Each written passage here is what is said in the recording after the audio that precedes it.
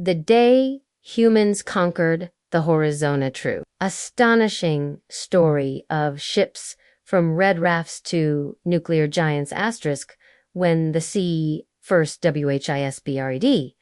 What if I told you the greatest highway ever built was not made of stone, not paved with asphalt, not mapped by satellites, it was made of water, and long before America launched aircraft carriers the size of cities, before steel holes sliced through the Atlantic, before the Statue of Liberty welcomed ships into New York Harbor, a human being stood barefoot at the edge of a river and dared to float. That moment changed the world. Before ships, when water was a wall more than 100,000 years ago. Water was not a pathway, it was a barrier. To early humans, vast rivers. And endless seas meant separation, tribes cut off from food sources, migration routes blocked, opportunity drowned in uncertainty. But necessity, as always in human history, became the mother of invention. Archaeological evidence suggests that early humans crossed stretches of sea to reach Australia nearly 65,000 years ago. That means someone, somewhere, figured out buoyancy long before writing existed. They did not invent ships in the modern sense. They discovered a truth. Wood floats the first, vessel, a log, a dream, and courage the earlier ship was likely a fallen tree trunk. Imagine it. A prehistoric human pushes a log into a shallow river.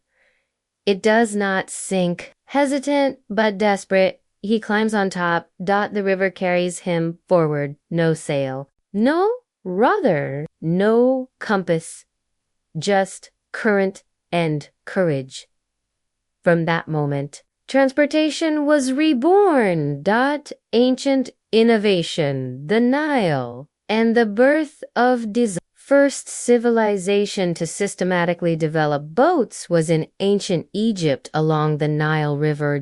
Around 4,000 BC, Egyptians began building reed boats, tying papyrus stalks together into curved shapes. These vessels allowed trade, fishing, and communication across one of the world's longest rivers. By 3000 BCE, Egyptians were constructing wooden ships with planks, sails, and steering oars. One remarkable example is the Khufu ship discovered buried near the Great Pyramid of Giza. This 4,500-year-old vessel measured over 140 feet long, an astonishing engineering feat for its time. It wasn't just transportation, it was power. The Nile became Egypt's superhighway, enabling trade, networks, military expansion, and centralized governance. The sea was no longer a boundary, it was an empire builder.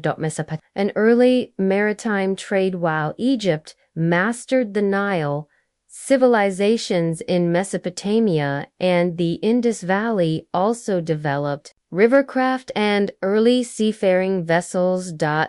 By 2500 BC, trade routes connected Mesopotamia with the Indus Valley via the Persian Gulf. These early ships were built from wood and sealed with bitumen natural tar. They carried copper, spices, precious stones, and textiles. Trade reshaped economies, and ships made it possible.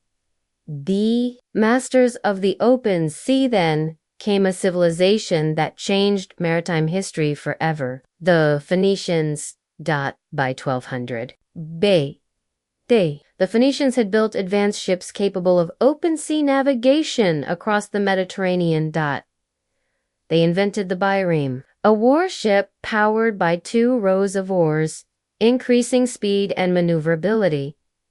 They established colonies as far as modern-day Spain and North Africa. Some historians believe they may have circumnavigated Africa nearly 2,000 years before European explorers. They turned ships into tools of global commerce and possibly exploration. Greece and Rome. Naval power becomes strategy. The Greeks refined shipbuilding further, developing the trireme, sleek warship with 3 tiers of oarsmen.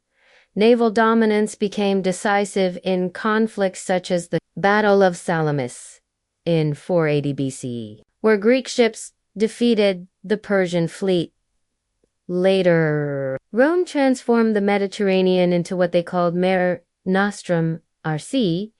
Ships transported soldiers, grain, marble, and ideas. Trade networks stretched from Britain to Egypt. For the first time, the sea united continents under one political system. Viking, Terra, and technology jump forward to 800 CE, Northern Europe. A new ship emerges. The Viking, LONGSHIP. Lightweight, flexible, capable of navigating both oceans and shallow rivers. These vessels carried Norse explorers across the North Atlantic. They reached Iceland, Greenland, and even North America. Nearly 500 years before Columbus, the Viking longship proved something extraordinary. A ship could conquer both distance and fear. The age of exploration, when ships changed the world forever. By the 5th-10th century, European powers began investing heavily in maritime technology. Portugal developed the caravel, small, fast, and equipped with triangular lateen sails. Spain followed. In 1492, Christopher Columbus sailed westward across the Atlantic in ships like the Nina, Pinta, and Santa Maria letters. The result reshaped global history. Transatlantic trade began. Empires rose and fell. The world's continents became permanently interconnected. Ships became instruments of discovery, colonization, and commerce. For better and for worse.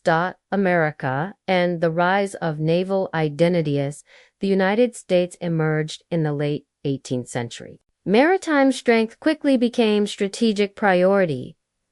The U.S. Navy was established in 1794. Clipper ships dominated trade in the 19th century, carrying goods and people between continents at unprecedented speeds. During the Civil War, ironclad warships like the USS Monitor changed naval warfare forever. Wood was replaced by iron, wind by steam. Human history entered the industrial maritime age. Steam power.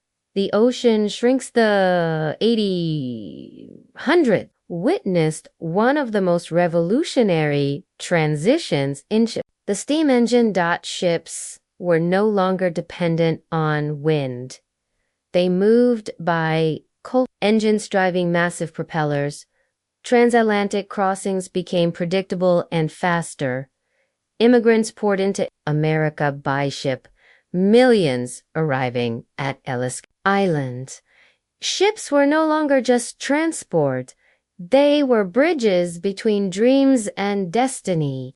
Steel, fire, and a world at war. By the dawn of the 20th century, ships were no longer wooden dreams. They were steel titans. Riveted hulls replaced timber planks. Coal-fired boilers thundered beneath decks. Ocean liners became floating cities, carrying thousands across the Atlantic in comfort unimaginable to ancient marine. And nowhere did this transformation shine brighter than in the United States. New York Harbor became a forest of masts and smokestacks. Shipyards in Philadelphia, Boston, and San Francisco roared with industry. America, once a collection of colonies hugging the coastline, had become a maritime force. But the ocean was about to become something else, a battlefield. The unsinkable illusion in 1912, the British liner RMS Titanic, then the largest moving object ever built, struck an iceberg and sank. More than 1,500 people died. The disaster shocked the world and reshaped maritime safety forever. It led to international agreements like the Safety of Life at Sea Solace Convention, establishing lifeboat requirements, radio monitoring, and stricter navigation protocols. The lesson was brutal. Technology could grow powerful, but the sea remained unforgiving. World War I, the submarine revolution. When World War I erupted in 1914, ships became strategic weapons. Germany deployed U-boats, submarines capable of stealth attack. These vessels could strike merchant ships without warning, disrupting global trade and drawing the United States into the war. The sinking of the RMS Lusitania in 1915 killed 128 Americans and inflamed public opinion. The sea was no longer merely a trade route, it was a chessboard of survival. America responded by expanding ship production at unprecedented speed. Shipyards operated around the clock. The U.S. Shipping Board launched thousands of vessels to sustain Allied supply lines. For the first time, industrialized shipbuilding demonstrated its ability to alter the course of global conflict. Between the war's luxury and innovation, the 1920s and 1930s saw the golden age of ocean liners. Ships like the RMS Queen Mary and SS Normandy symbolized speed, elegance, and national pride. Crossing the Atlantic was no longer just migration. It was glamour, ballrooms, fine dining, Art Deco interiors. Ships were no longer survival tools. They were experiences, yet beneath the elegant. Naval engineers experimented with aircraft carriers, a radical idea that planes, not cannons, would dominate future naval warfare. Few understood how correct that prediction would become. World War II. The ocean engulfed when World War II erupted.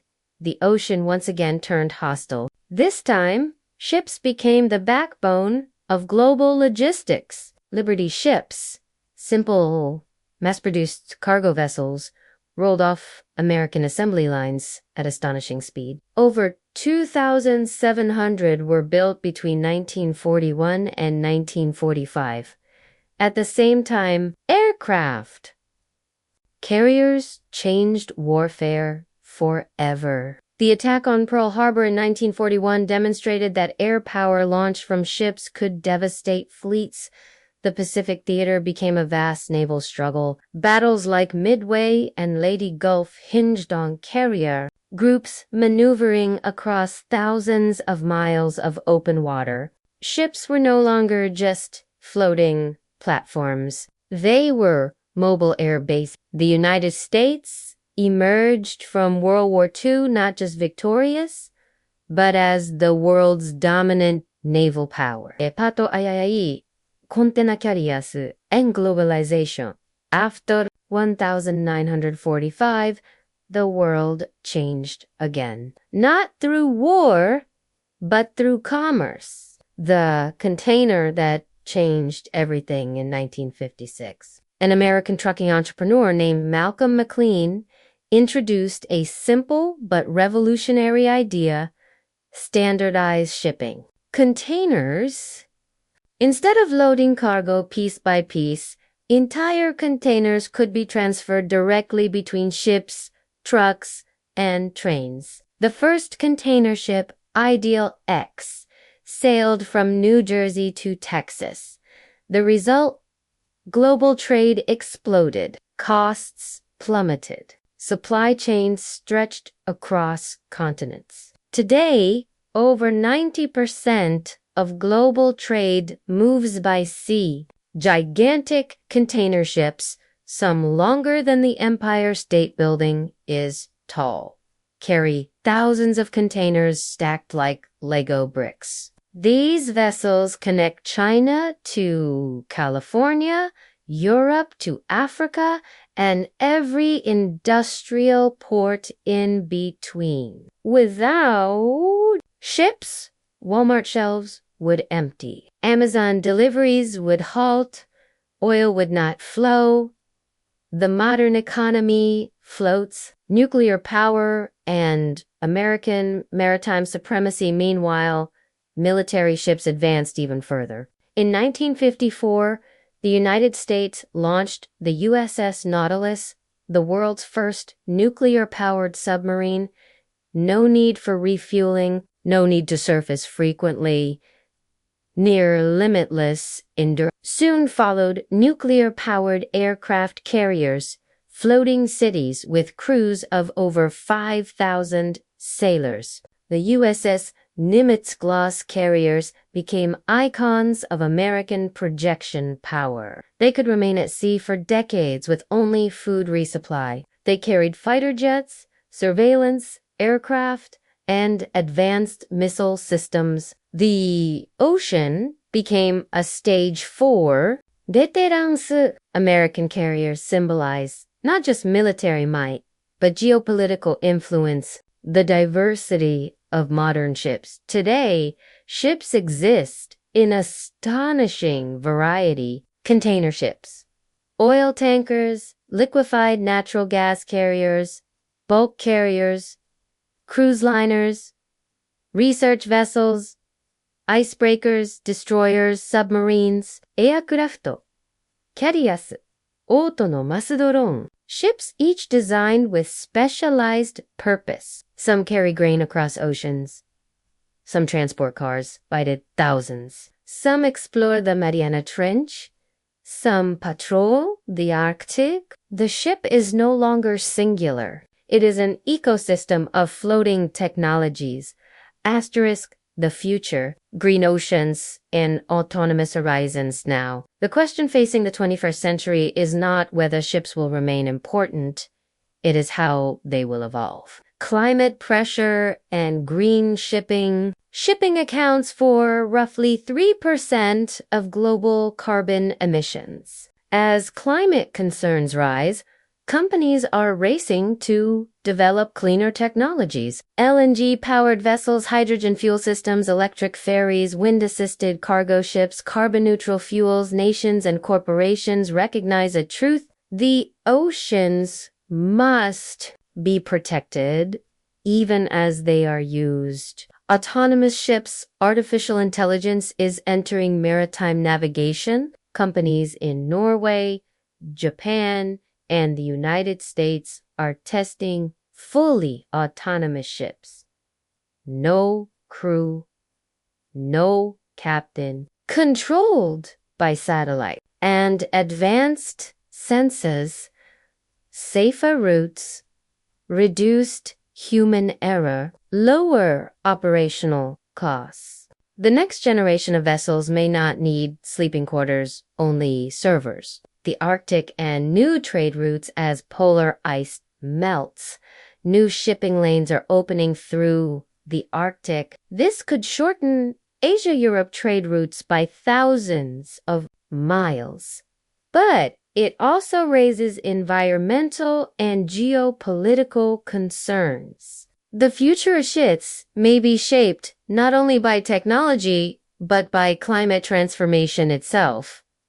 Space and beyond. Some engineers speculate that maritime principles will influence future space travel. Massive, self-contained vessels designed for long-duration missions. In a way, ships were humanity's first spacecraft. They carried us across unknown horizons, into new worlds.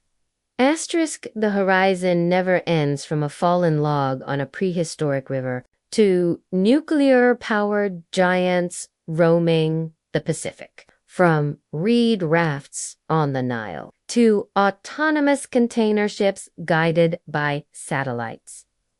The story of ships is the story of human courage. The sea once separated us, now it connects us. It carries our food, our fuel, our technology, our soldiers, our dreams, and somewhere tonight, under a sky filled with stars, a ship is crossing an ocean, just as one did 5,000 years ago.